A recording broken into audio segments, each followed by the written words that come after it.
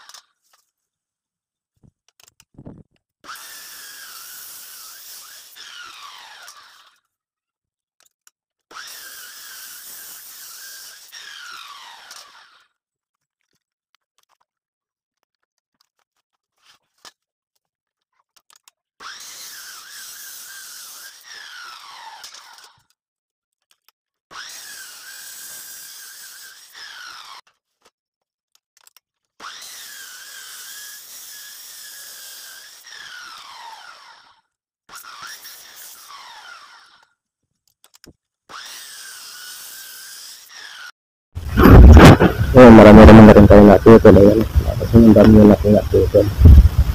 Ayan, ngayon naman tatanggalin tayo ng mga ilag ito. Para mag-fit siya mabuti kapag nakabrikit natin siya sa talagang pikit-pikit na siya. Tatanggalin natin yan. Taturin natin yan. Tatanggalin natin kasi gawa na lang isa meron. Ayan, kapila rin meron. Sarang meron kaya marami rin tayo linisin. Dito, after that, build na tayo. Build na tayo meron. Tapos ito na tayo meron. Ito kasi meron pa pumasok. Apat ka. Sukat na medyo malaki na rin kaya sukat yun kaya ito kasi kahit sa sukat kita sabay-sabay natin pero apat kahit pandalawang siya na makita kahit ang sukat yun kaya ito muna yung nakakita tayo using primer.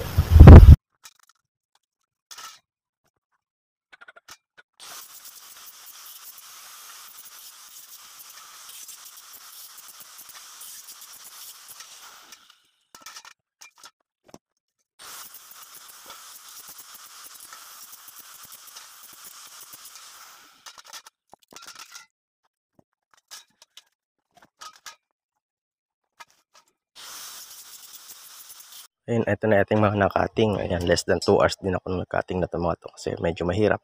Gawa nga nang nilinis ko pa siyang isa-isa. Lahat ng mga alibaba niya, ito. Ayan, para malinis siya. Kapag binit natin siya, mas malinis siya. Ito pa iba. Ayan, maliliit. Ayan, 14 pieces na maliliit. Ayan, napakarami yan. Napakarami. At isang ganito pa siguro kadami ang gagawin natin. Oh, ayan, madami siya. Lahat siya naka 45 degrees. Ayan, kaya medyo mapabilis yung gawa natin dahil nga sa ating cut off na may guide. Ayan.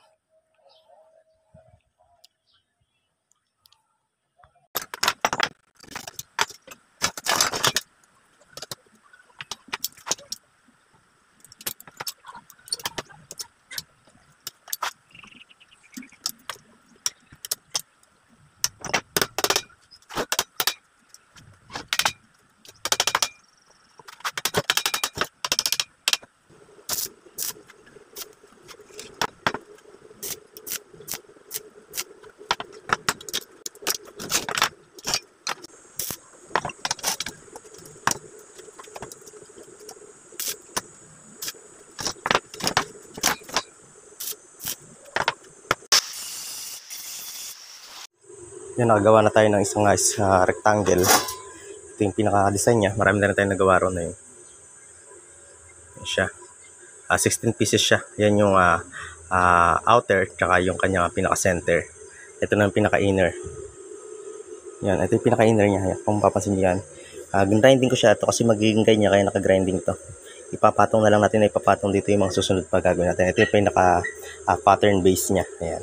Papansin niyo maganda rin yung ating cut ng pagka 45 niya. Gawa nga na wala siyang butas dito sa pinaka-kilikili niya. Ayan. Ayan, papansin niyo wala siyang butas. Ayan. Wala siyang butas dyan. Ibig sabihin maganda yung pagka 45 natin. Ayan. Ayan. Patuloy tayo. Ipapatong lang natin dito yung mga susunod para mabilis tayo. Saka kailangan lapat na lapat to kasi ito kasi magiging pattern niya. Pagka ito yung wala sa eskwela, yung mga susunod na yayari natin wala na rin sa eskwela. Kaya kailangan yung unang pattern nasa eskwela na agad siya. Yan, patuloy tayo.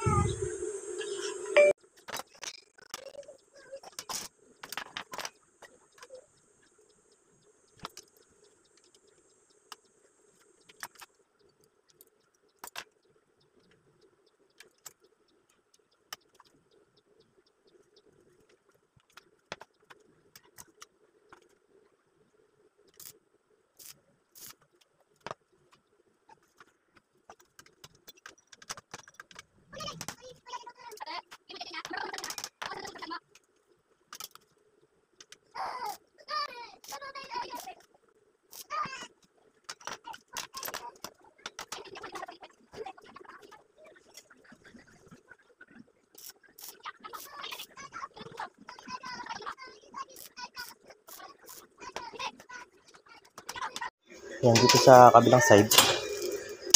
Yan, inispatan ko lang muna siya. Bali, 2 times ko siya inispatan. Isa sa pinaka-inner tsaka sa outer. Ayan, parehas siya. Yan, tapos sa kabilang side naman niya, kung papansin nyo nga rito. Yan, medyo malaki yung kawang niya. Ayan, ito kasi pinakalikod niya. Malaki kawang niya.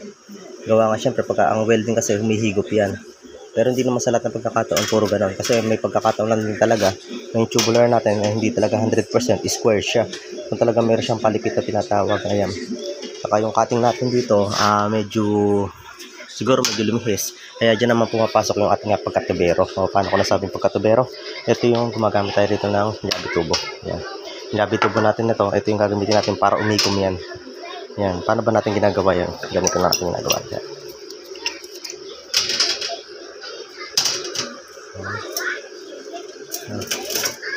Papansin nyo, lumiliit na yung butas niya pagka inikot ko siyang gano'n. Tapos kukontrahin ko pa siya sa kabila ng yabi tubo para talagang pumikit na siya ng gusto. Yan, weld lang natin, papakita natin kung paano.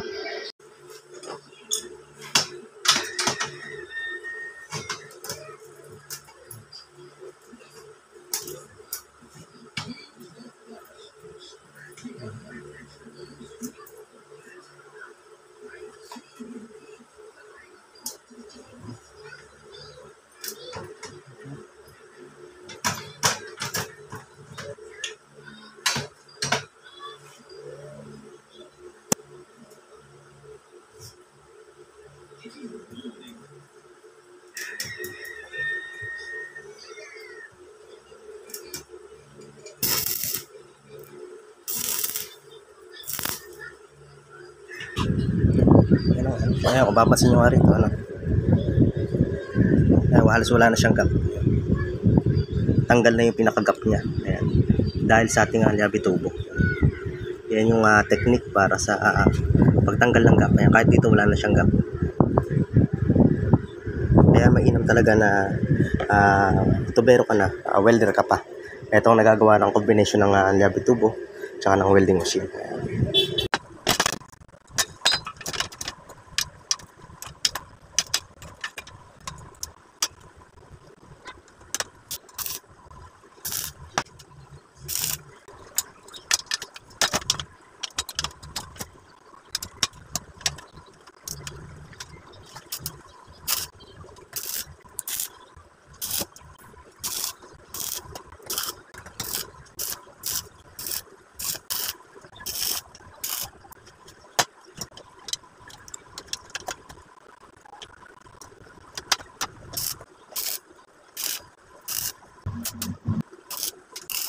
Yan, napakasimple ng kanyang design pero napakadami niya ring cutting. Kung papasin niyo dyan, dito isa 4 cutting pero pa yung maliliit. Susundon ulit at saka yung ulit maliliit. Ayan. Yan, napakahirap na to na napakaraming cutting. Ayan. Nasa may pa tayo sa ilalim, may napakadami pa. Ayan. Meron na rin tayo nabuo dun. Ayan. Yan pa iba. Ayan. Bali 15 windows. Ayan. Owning window yan. Tsaka sliding. Ayan. Napakasimple ng design pero napakahirap niya rin gawin. Napakarami kasing cutting. Ayan. Tsaka dapat talaga accurate yung ating sukat dito. Bawat millimeter talagang kailangan ay mahalaga. Gawa nga ng once na bubukas siya sa gilid dito. Bubukas siya dyan kapag hindi maganda yung ating pagkakatabas ng ating tubular. Kaya papasin nyo rito, kailangan dapat talaga maganda. Una-una maganda yung pagka 45 niya. Pangalawa yung straight cutting niya. Kailangan maganda rin para maiwasan natin yung mga gapping. Yan. Yan. Yan. Full weld na lang natin to para mayari na rin siya. Yan, napakasimple ng kanyang design pero napakadami niya ring cutting. Kung papasin nyo dyan, dito isa 4 cutting pero pa yung maliliit. Susundon ulit at saka yung ulit maliliit. Ayan. Yan, napakahirap na to na napakaraming cutting. Ayan. Nasa meron pa tayo sa ilalim, may napakadami pa. Ayan. Meron na rin tayo nabuo dun. Ayan. Yan pa iba. Ayan. Bali 15 windows. Ayan. Owning window yan. Tsaka sliding. Ayan. Napakasimple ng design pero napakahirap niya rin gawin. Napakarami niya kasing cutting. Tsaka dapat talaga accurate yung ating sukat dito. Bawat millimeter talagang kailangan ay mahalaga. Gawa nga ng once na bubukas siya sa gilid dito. Bubukas siya dyan kapag hindi maganda yung ating pagkakatabas ng ating tubular. Kaya ang papansin nyo rito, kailangan dapat talaga maganda. Unang-una maganda yung pagka 45 niya. Pangalawa yung straight cutting niya. Kailangan maganda rin para maiwasan natin yung mga gapping. Ayan. Ayan. Ayan. Yan. Full weld na lang natin to pagka para mayari na rin siya. Carpenter mekanika tapos sinubukan mo mag-mekaniko. Ayan.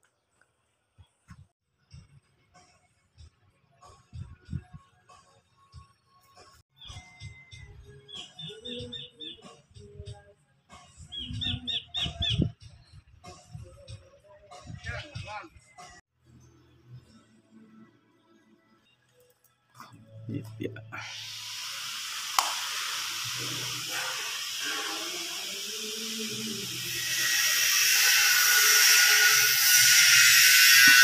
Ito yung portion na to, medyo overlap natin yung, ayan, medyo makitidjust dito yung, ayan, kaya overlap natin siya rito. Dito natin nilagay yung kanyang grills. Ayan, kasi masyadong masikip na rito. Wala na, lalagpas na rin yung ating tubular.